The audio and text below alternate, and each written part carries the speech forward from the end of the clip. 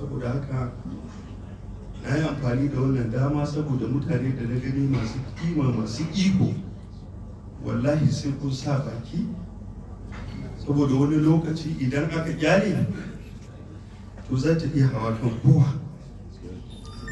Ita musiba in ta taso ba iya wanda ya tashe ka bane, har wanda suke kai. Mu ba abin da muke so illa mu ga cewa irin wannan al'amari duk an daina shi, komai a yi shi cikin zaman lafiya. Jihar Kano ta kasuwanci ce, amma ba za ka iya kasuwanci ba idan babu kwanciyar hankali. Me ya jawo yanzu daga wasu jihohin ake zuwa jihar Kano? Akwai kwanciyar hankali, akwai zaman lafiya. Tashin hankalin da ake yi a wasu jihohi muna gani babu, amma Kano ta cika. Daga Yobe mutane zuwa suke suna